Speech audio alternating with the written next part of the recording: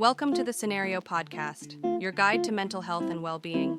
Each episode, we uncover practical tools, discuss expert insights, and explore how supplements can transform your mental health journey. Get ready to learn, grow, and thrive with us.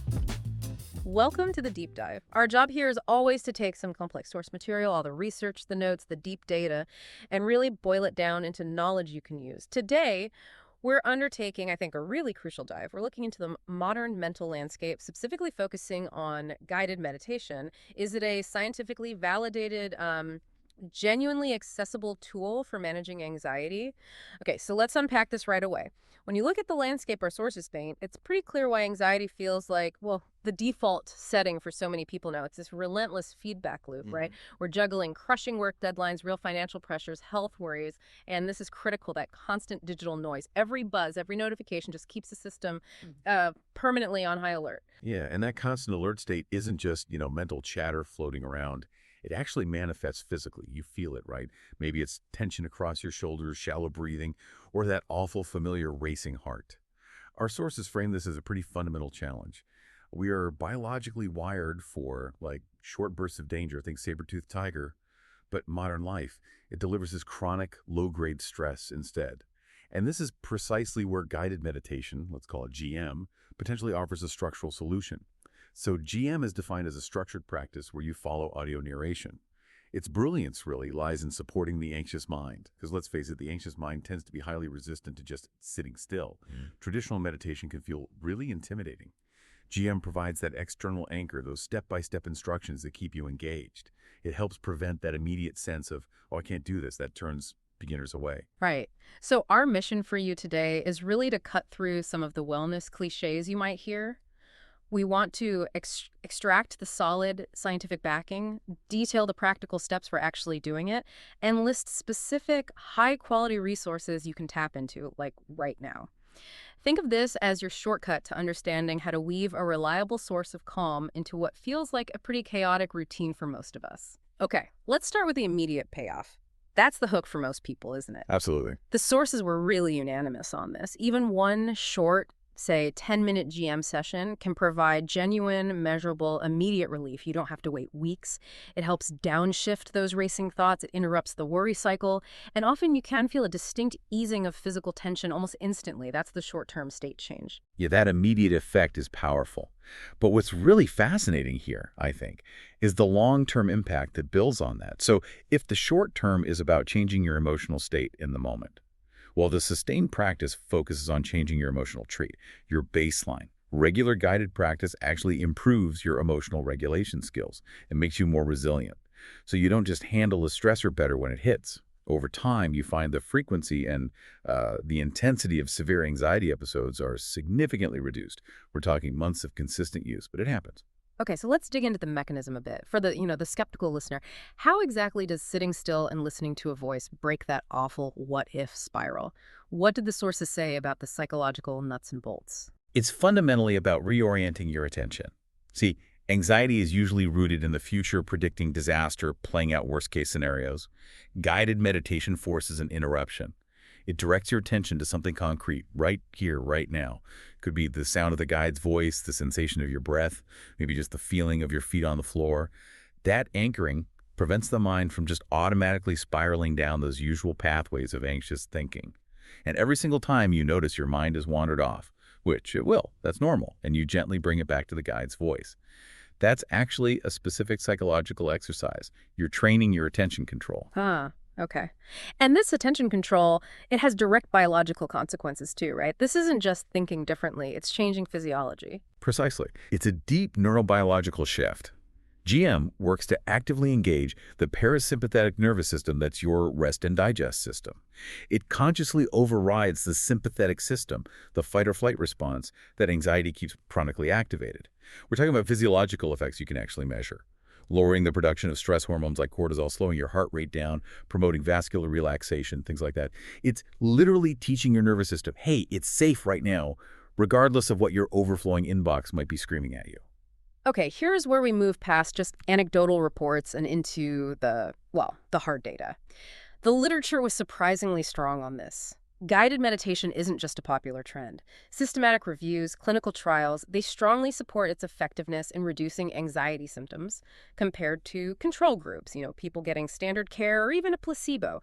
This is a legitimate, evidence-based strategy. Yeah, and to connect that scientific validation to something really concrete, we should probably highlight mindfulness-based stress reduction, or MBSR. This specific program, developed by John Kabat-Zinn way back, has been rigorously studied. It's typically quite intensive, usually an 8-week structured commitment. It involves daily formal practice, group sessions. The fact that it's so highly structured makes it ideal for clinical trials, you see. You can really compare apples to apples. Right. And the findings comparing MBSR to, say, traditional medical interventions, that's what really jumped out at us from the source material. Absolutely. There was one prominent study, for instance, that showed MBSR was found to be pretty much as effective in reducing anxiety symptoms as some first-line anxiety medications like escitalopram, at least for certain groups of people. Now, we absolutely have to state this finding with the critical caveat the sources themselves emphasize. Guided meditation is a complementary tool. It's not intended as a replacement for necessary professional mental health care or medication. Definitely not. Always consult your healthcare provider. Always. Before making any changes to treatment plans. But that comparison itself is striking. It really is. It highlights the potential power of a non-drug intervention when you apply it consistently. So beyond those clinical trial comparisons, what other measurable benefits did the sources detail that kind of solidified GM's legitimacy? Well, if we look at the internal chemistry, the data clearly shows reductions in that primary stress hormone, cortisol. That's a big one.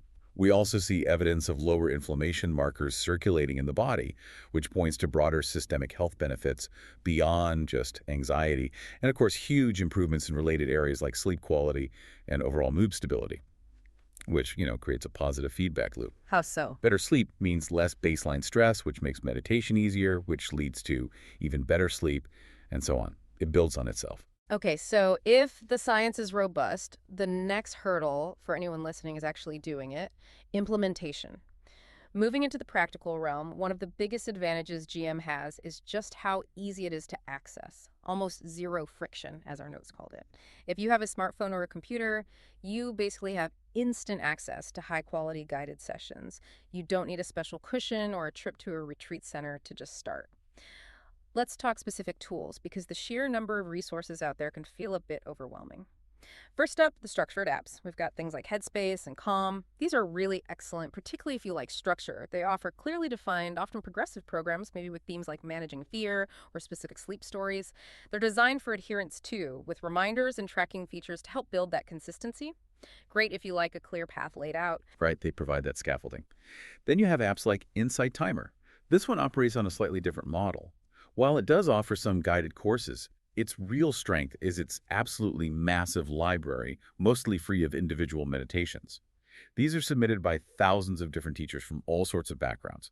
This is perfect for the listener who maybe prefers variety or wants to explore different voices, different accents, different styles before maybe committing to a subscription somewhere else. Good point. And for those wanting to start with absolutely zero monetary commitment, our sources pointed towards some really high-quality free YouTube channels. The Honest Guys and Goodful came up as excellent beginner options.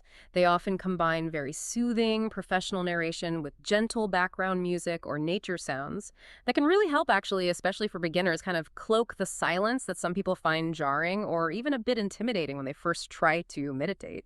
Exactly. And when you tune into these apps or channels, you're not just passively listening to a calming voice. You are actually being led through scientifically recognized techniques. These guides, the good ones anyway, skillfully weave in specific protocols. For example, they often utilize something called autogenic training. Autogenic training, could you just briefly clarify that? What does that actually feel like for the person doing it? Certainly. Autogenic training basically uses self-suggestions to relax the body. So instead of just commanding yourself relax, which often backfires. Right, telling yourself to relax usually makes it worse. Precisely. The guide suggests specific physical sensations. They might instruct you to repeat internally, maybe something like, my right arm is heavy and warm, or my breathing is calm and regular. The mind is actually highly susceptible to suggestion. By focusing on creating these physical feelings, heaviness, warmth, you can genuinely induce a physiological state of deep relaxation. You're sort of dissolving that stored tension from the inside out. And the guides also incorporate other powerful techniques like visualization exercises, maybe imagining a safe, peaceful place in detail, and specific positive affirmations. These help to consciously counteract those ingrained negative thought loops that fuel anxiety. That makes sense. Okay, the source has also laid out a fantastic, really simple 7-step guide for just getting started. It removes all the guesswork. Let's walk through it quickly because the setup is important. Number 1, find a quiet space. And it doesn't need to be perfect, right? A quiet corner, maybe your parked car on a lunch break, even a park bench could work. Yeah, just somewhere you won't be immediately interrupted. 2, set a small timer. Really small to start. Maybe just 5 or 10 minutes. The goal is to make it feel totally non-intimidating and manageable. Absolutely key. Don't try to run a marathon on day 1. 3rd, get comfortable. You can sit upright, maybe with some back support, or lie down. Just make sure you won't be easily distracted by, like, an awkward posture or physical discomfort. Comfort is crucial for focus. 4th, just take a moment to focus on deep, slow, intentional breathing. This signals to your body consciously that it's time to shift gears from doing to being. A few deep breaths can make a huge difference in settling in. 5th, follow the guide's instructions as best you can. Just listen and follow along. Don't overthink it. And 6th, and this is arguably the most crucial step the guides teach when your mind inevitably wanders off. Because it will, to your to-do list or replaying that argument you had. Just notice it. And then gently, without judging yourself, bring your attention back to the guidance. That act of noticing and returning, gently, that is the core practice. Exactly. It's not about not having thoughts. It's about how you relate to them when they arise. No judgment is key. And finally, number 7, and gently, when the timer goes off or the guide finishes, take just a moment before rushing back into your day. Maybe notice how you feel, appreciate the quiet shift you might have created. Yeah, resist the urge to jump right back into activity. Savor that moment. And I really have to reinforce that core principle from our material. Consistency matters infinitely more than how long each session is. Seriously, 5 minutes daily, maybe 5 days a week. That is vastly superior for building resilience than trying to do one epic hour-long session once a month when you're already stressed out. This is about building a habit like strengthening a muscle, a neurobiological muscle, really that makes the calm response your new, more accessible default. It truly is about practice, not achieving some state of perfect bliss. So wrapping this up, what does this all mean for you, the listener? I think we've learned that guided meditation looks like a really powerful, science-backed, holistic tool. It directly addresses the unique pressures of modern life. It offers that, highly satisfying, immediate relief when you feel overwhelmed. But also, and maybe more importantly, it helps build deep structural resilience to prevent the anxiety spike from even happening in the first place. And I think the final takeaway for application is just the incredible flexibility this method offers. Yeah. Because GM is so portable, it's right there on your phone you can choose. Maybe it's a 5-minute breathing reset squeezed in between meetings, or perhaps you dedicate a longer 30-minute visualization to help you unwind before sleep. It really transforms these ordinary, sometimes fragmented moments of the day into genuine opportunities for grounding and calm, no matter how packed your schedule feels. Okay, and here is that final provocative thought for you to mull over. The sources strongly suggest that guided meditation only truly maximizes its long-term benefits when it graduates from being an occasional fix, something you reach for only in a crisis, to becoming part of your everyday rhythm. So how might shifting your practice from just crisis management to daily rhythm fundamentally change your relationship with stress and anxiety? How might it help you create calm long before the pressure even feels overwhelming? We really encourage you to explore some of the apps and channels we mentioned. Maybe just take that first 5-minute step today and see how it feels. Thanks for tuning in to the Scenario Podcast. Don't forget to visit scenario.com for more expert tips, articles, and supplements designed to support your mental health. If you enjoyed this episode, remember to subscribe and share it with a friend. Until next time, take care of yourself.